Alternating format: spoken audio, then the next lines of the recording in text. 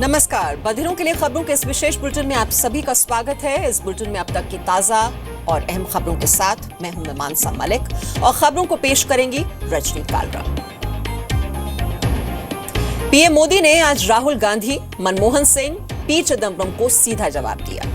Note ban का विरोध करने वालों को पीएम ने बेईमानों का साथ देने वाला बताया।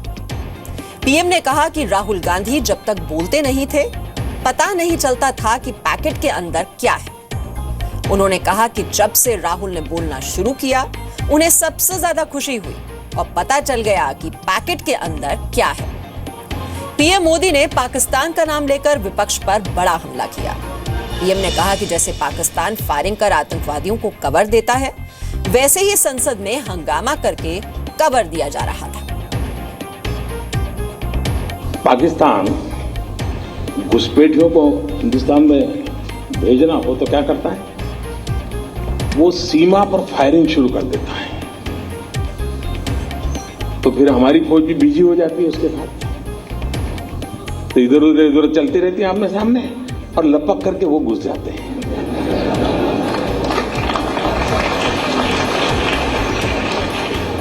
उनको कवर मिल जाता है बेईमानों। इन दिनों संसद में आपने देखा होगा, तू मैं। तो इन लोगों को पीछे से मुझे अब समझ आया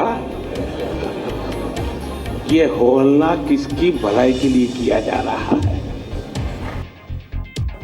कल मैंने गुजरात में प्रधानमंत्री नरेंद्र मोदी जी से 2-3 सवाल पूछे।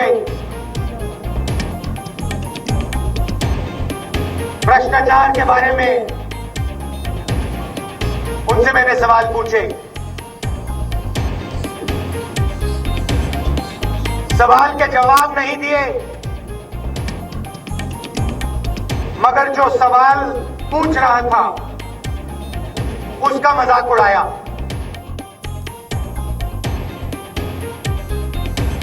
तो पीएम मोदी अपने संसदीय क्षेत्र वाराणसी के दौरे पर हैं। बीएचयू में उन्होंने महामना मालवीय कैंसर सेंटर का शिलान्यास किया और डीएलडब्ल्यू मैदान में ईएसआईसी सुपर स्पेशलिटी हॉस्पिटल की भी नींव रखी। पीएम मोदी ने वाराणसी के लिए 2100 करोड़ की परियोजनाओं का शिलान्यास किया। पीएम ने कहा कि वाराणसी के विकास की योजनाओं से पूर्वांचल और पूरे यूपी के लोगों को फायदा होगा।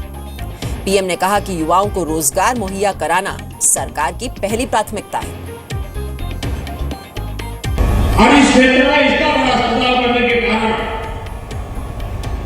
हजारों नौजवानों को नए रोजगार की संभावनाएं पैदा होगी।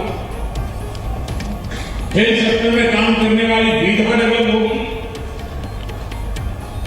पैरामेडिकल स्टाफ हो, नर्सिंग का स्टाफ हो, अस्पताल का रखरखाव हो, तो एक बहुत बड़ा इस इन्वेस्टमेंट के कारण इस क्षेत्र को लाभ होने वाला है।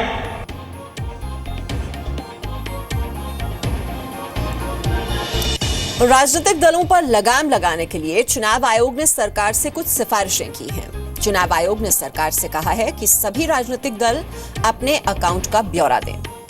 सभी राजनीतिक पार्टियां पैसे का पूरा लेखा जोखा रखें। पार्टियां गलत एफिडेविट दें तो 2 साल की सजा होनी चाहिए। दलों पर जुर्माने की जगह सजा देने का प्रावधान हो। एक उम्मीदवार एक ही क्षेत्र से चुनाव लड़े। चुनाव आयोग ने यह भी प्रस्ताव दिया है कि दलों के पास चंदा देने वालों का नाम, पता और पैन नंबर हो। चुनाव से पहले एग्जिट पोल्स पर रोक लगाई जाए और चुनाव के बाद ओपिनियन पोल पर कुछ हद तक प्रतिबंध लगे। बिल्कुल, मैं समझता हूं कि ये होना चाहिए, क्योंकि जब हम बात कर रहे हैं भ्रष्टाचार मिटाने की और हमारे प्रधानमंत्री कैशलेस सोसाइटी बनाने की बात कर रहे हैं, देश बनाने की बात कर रहे हैं, तो सबसे पहले राजनीतिक दलों से इसकी शुरुआत होनी चाहिए और वो भी सत्ता दल से होनी चाहिए।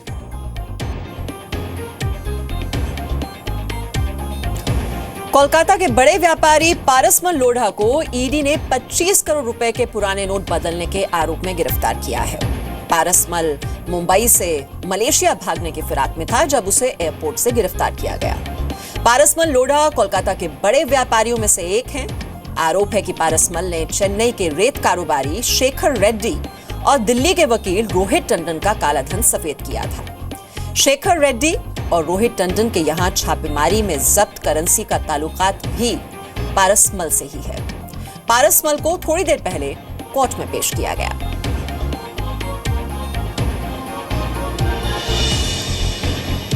और अब आगे बढ़ते हैं। यूपी कैबिनेट ने 17 पिछड़ी जातियों को शेड्यूल कास्ट की कैटेगरी में शामिल करने का फैसला किया है। जिन जातियों को दलित कोटे में शामिल करने की बात की गई है उनमें कहार, कश्यप, केवट, मल्लाह, निषाद, कुम्हार, प्रजापति, धीवर, बिंद शामिल हैं। सरकार के इस फैसले के बाद से शामिल हुई जातियों को तमाम आरक्षण में मिलने वाली सुविधाएं मिलेंगी। बीएसपी अध्यक्ष मायावती ने दावा किया कि इन 17 जातियों के लोगों को अखिलेश सरकार ने धोखा दिया है और इन्हें किसी भी तरह का रिजर्वेशन नहीं मिलने वाला है। और अब रुक करेंगे चेन्नई का, जहां बड़े हवाला गैंग का पर्दाफाश हुआ है। डीआरआई के छापे में 1 करोड़ 34 लाख के 2000 के नोट जब्त किए गए हैं। छापे में $7,000 भी बरामद किए गए हैं। डीआरआई 5 लोगों से पूछताछ कर रही है। यूपी के संभल में एक स्विफ्ट कार से 20,31,000 का कैश बरामद किया गया है। बरामद किए गए कैश में 16 लाख की नई करेंसी के नए नोट हैं। बरामद की गई करेंसी इनकम टैक्स के अधिकारियों को दे दी गई है और पुलिस कार के ड्राइवर से पूछताछ कर रही है। जम्मू कश्मीर के बांदीपुरा में 27 लाख की पुरानी करेंसी जब्त की गई है। पुलिस ने 3 लोगों को हिरासत में लिया है। दिल्ली में एक सरकारी अधिकारी की गोली मारकर हत्या कर दी गई है। दिल्ली टूरिज्म डिपार्टमेंट के असिस्टेंट मैनेजर की हत्या की सीसीटीवी फुटेज सामने आई है। कार में आए 4 बदमाशों ने बृजभूषण पर पहले चाकू से हमला किया और फिर उन्हें करीब से 2 गोली मार दी। बृजभूषण ने एक प्राइवेट अस्पताल में दम तोड़ दिया। पुलिस अभी तक किसी भी बदमाश को पकड़ नहीं पाई है। 44 साल के बृजभूषण प्रसाद महरौली के राजपुर खुर्द में अपने परिवार के साथ रहते थे। उनकी पोस्टिंग यूसुफ सराय के एक सरकारी शराब की दुकान पर थी।